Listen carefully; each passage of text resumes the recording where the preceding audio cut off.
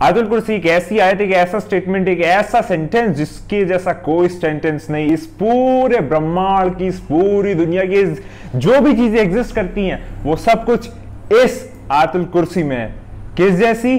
सुनिएगा इस जैसी। वीडियो देखते रहें, आज हम लोग इस पे बात करेंगे।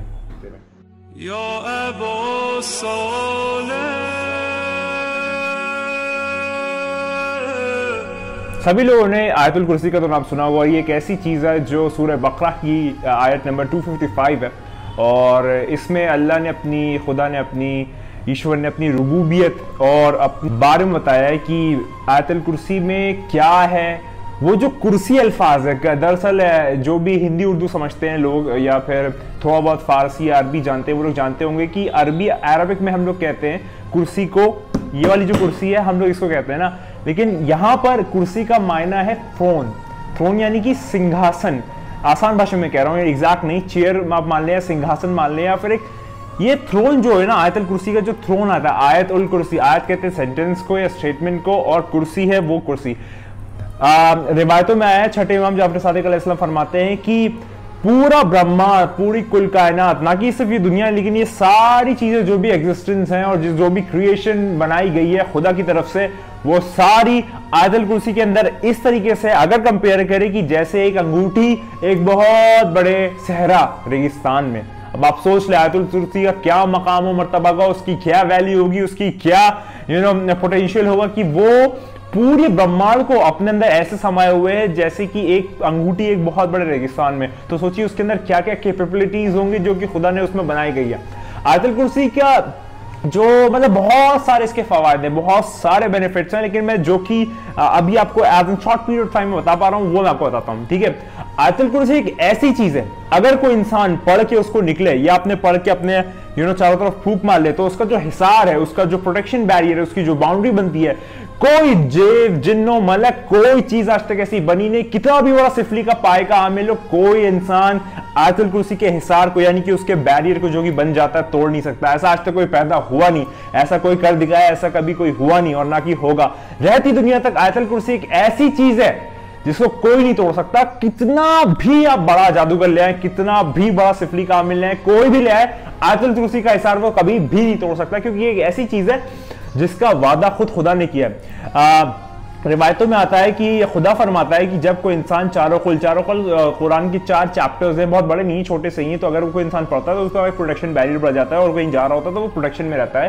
क्योंकि जब कोई इंसान चारों कुल यानी कि 4 कुल हैं, कुल यानी कि कुल से शुरू होते हैं, कुल हो अल्लाह, कुल और कुल आउज़ु बिरब्बिन नास, कुल या अय्युहल काफ़िरून और कुल या अय्युहल फलक, ठीक है। ये 4 सूरह हैं। तो जब कोई इंसान ये 4 सूरह पढ़ के निकलता है तो खुदा फरिश्तों को भेजता है कि जाओ, इस मेरे बंदे ने ये 4 पढ़े, तो जाओ इसकी प्रोटेक्शन करो, जब तक ये घर से निकल के वापस ना जाए इसके पूरे प्रोटेक्शन बैरियर लगाओ।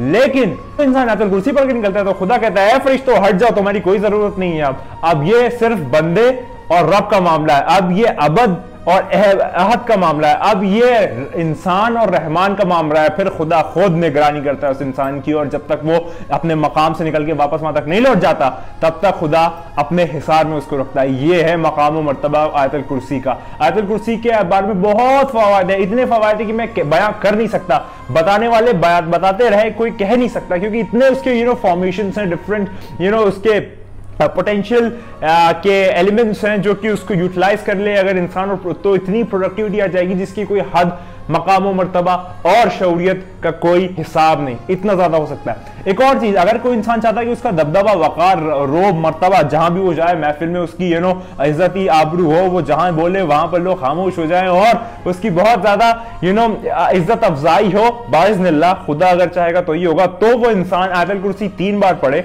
और 3 बार पढ़ने के बाद अपनी हथेली पे फूंक ले, इस तरीके से फूंक ले और उसके बाद अपने चेहरे पे इस तरीके से ऐसे फेर ले।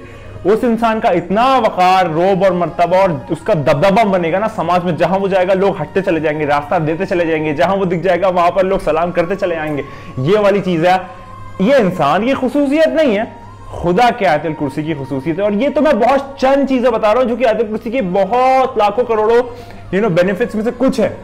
इतनी पावरफुल चीज है आयतुल कुर्सी। आयतुल कुर्सी के बारे में आता है कि कोई इंसान अगर आयतल कुर्सी को, मैं आपको एक वाकया सुनाता हूँ, वाकये से आप लोग थोड़ा सा ज्यादा उसको इंडल्ज करेंगे अपने आप में और ज्यादा समझेंगे।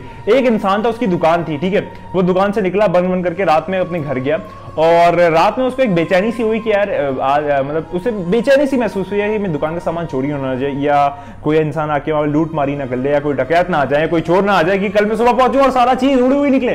तो उसने उसी वक्त अपने जहन में तस्वुर किया अपनी दुकान का, मतलब सोचा दुकान को, और उसने पढ़ी आयतल कुर्सी और अपनी दुकान को माइंड में रखते हुए, उसको इमेजिन करते हुए उस तरफ दुकान पे आयतल कुर्सी करके फूंक दिया। और उसी रात हुआ क्या वो सुन ले। उस रात वहां पर उस दुकान में एक चोर घुस गया था, ठीक है, घुस गया। उसके बाद उसने सारा सामान बटोर लिया, यूं वो पूरा सा एक कंबाइन करके उसने पूरा अपना थैला भर लिया और उसने सोचा अब निकलते हैं, आज तो पार्टी हो गई, मजा आ गया, सारा सामान मैंने इसका लूट लिया, अब जाके आराम से महीना 2 महीना आराम से रहूंगा। जैसे ही उसने सारा सामान लूट लिया, क्योंकि क्या है, जब कोई इंसान चोरी कर रहा होता है ना, उसे बेचैनी होती है, बेताबी होती है, उसको पता लगता है कि जल्दी से निकलो और निकलो, क्योंकि घबराहट होती है। क्योंकि जब भी आप कोई इलीगल काम कर रहे हैं, आप याद रखें कि वो खुदा ने काम मना कर दिया लेकिन आप फिर भी कर रहे हैं, तो आप में इसमें एक डर और खौफ महसूस होगा ही होगा। खैर, और सोचा अब इंसान कितना बेवकूफ है फिर भी करता है। खैर, मेन पॉइंट पे आते हैं। तो जब उसने सारा सामान लपेट लिया और फिर जब जाने लगा तो सोचा कि चलो दुकान के जहां से कूद के आया था वहीं दुकान के से कूद के निकले।